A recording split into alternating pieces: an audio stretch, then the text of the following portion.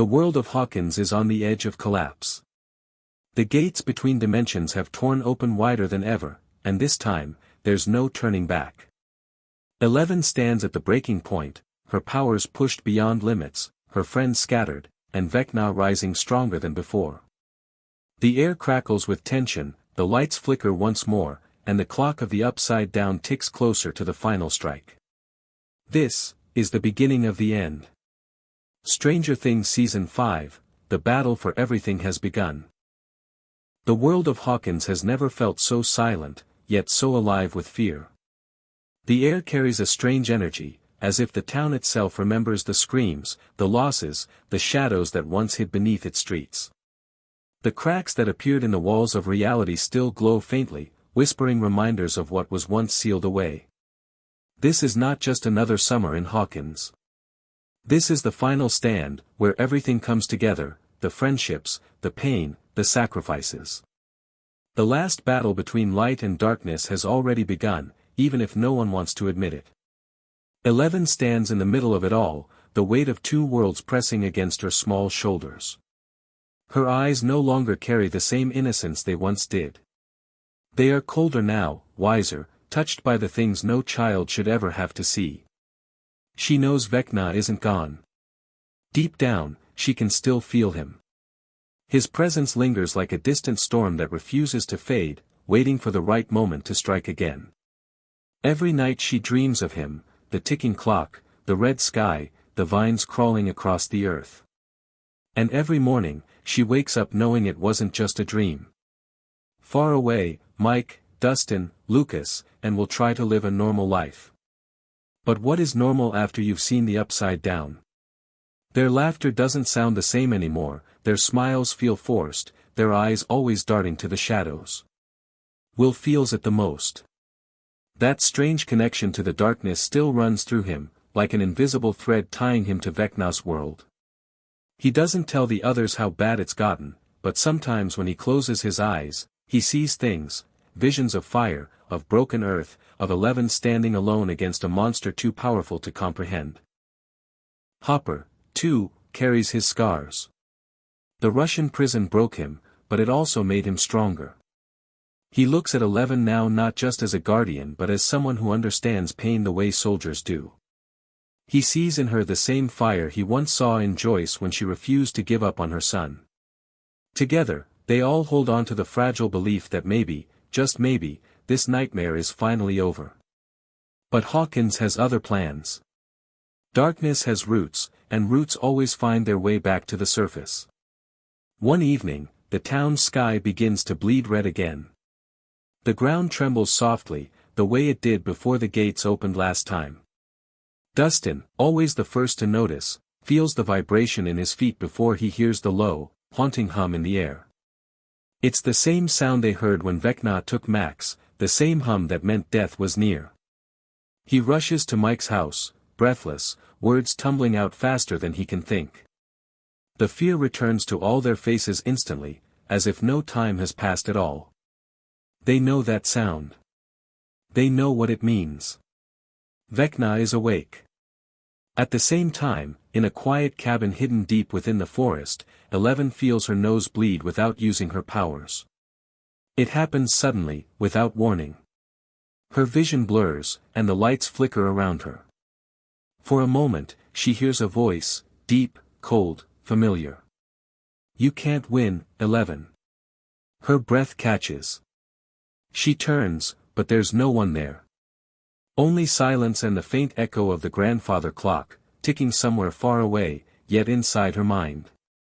She falls to her knees, trembling, realizing that Vecna has found a way back into her thoughts. He's not trapped in the Upside Down anymore. He's inside her. Meanwhile, the world outside Hawkins begins to change too. Strange reports come in from nearby towns, animals behaving oddly, power outages, missing people. The news calls it unexplained natural activity, but the people of Hawkins know better. Joyce drives through the night, heart pounding, desperate to reach 11 and Hopper. She's been here before. She's seen what happens when the world ignores the signs. Hopper meets her halfway, his face hard but eyes filled with worry. He's already packing weapons, supplies, anything that might give them a fighting chance. He tells her the truth he's been hiding. He's seen movement near the old lab again. Someone's been trying to open the gate from the other side.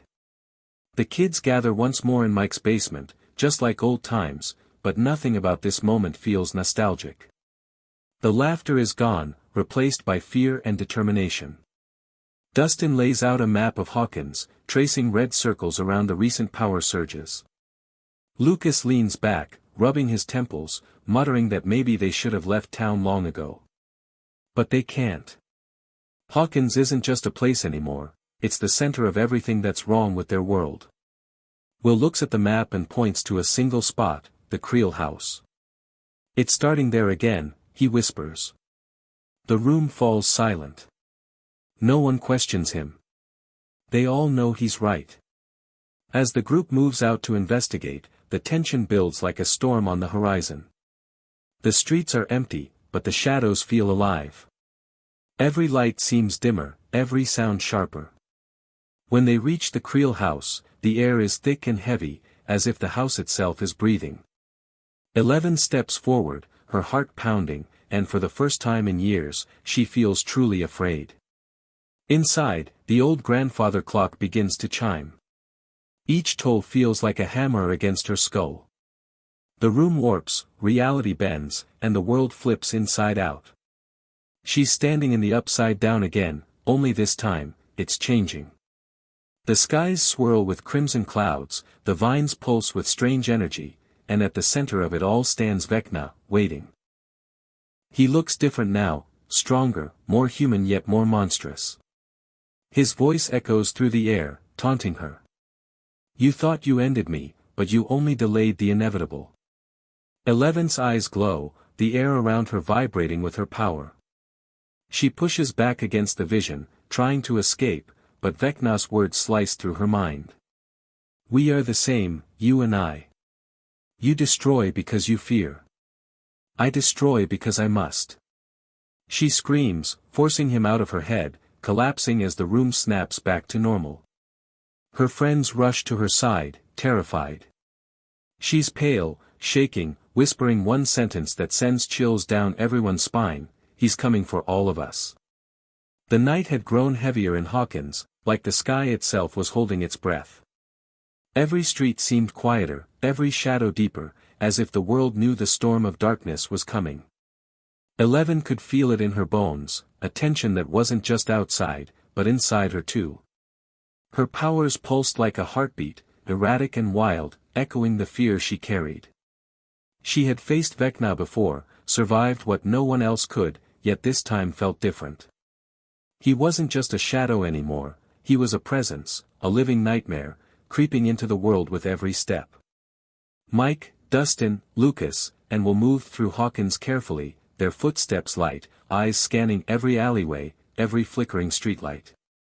They remembered what had happened before, how quickly everything had turned into chaos. But this wasn't just about survival anymore, it was about ending it. They knew the final battle was near, and the weight of that knowledge pressed on them like a stone in their chest.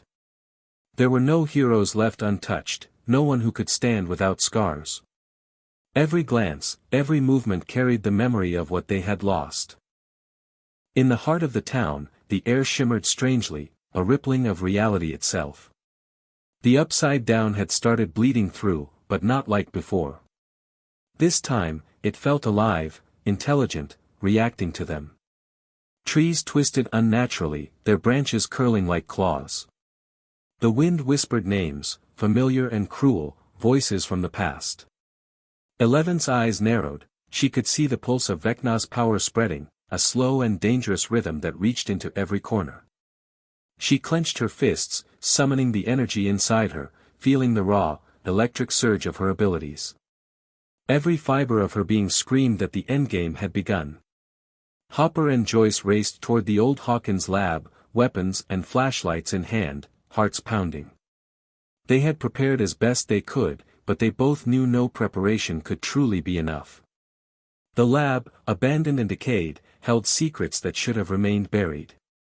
The walls seemed to hum, vibrating with the memory of experiments, pain, and the unnatural forces that had once erupted here. It was the perfect place for Vecna to strike, to grow stronger, to bend reality itself.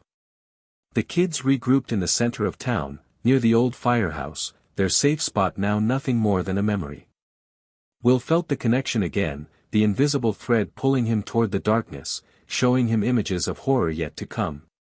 Shadows moved unnaturally along the walls, forming shapes that were almost human, almost real.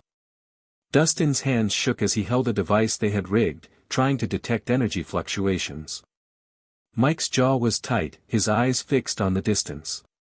Lucas checked his weapons one more time, though he knew they were fragile in the face of what was coming.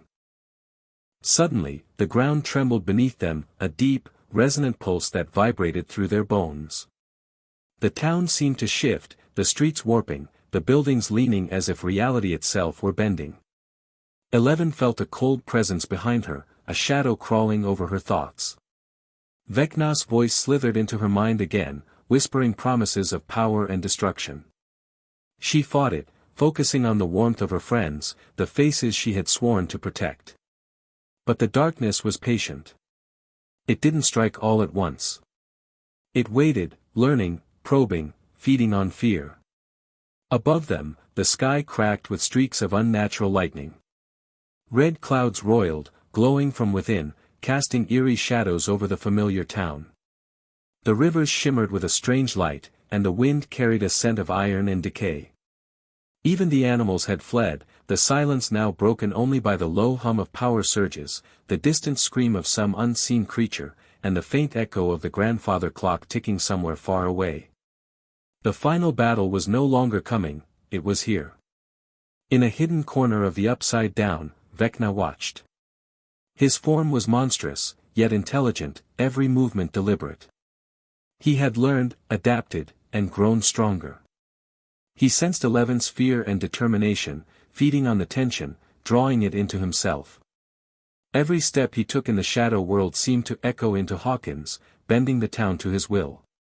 The vines crept along walls, twisting and turning, reaching for those who dared to fight back. He whispered her name, soft but commanding, a reminder that he was always one step ahead, always waiting for the perfect moment to strike. 11 turned to her friends, their faces illuminated by the flickering light of a nearby street lamp. She could see their fear, their determination, the unspoken bond that had carried them through so much before. Together, they had faced monsters, lost loved ones, and survived the impossible. But this was different. This was the end. The air in Hawkins grew colder, heavier, as if the town itself was bracing for impact. Shadows stretched unnaturally across walls, twisting and bending in ways that made the streets feel alive. The kids moved cautiously, every step calculated, every glance wary. They had learned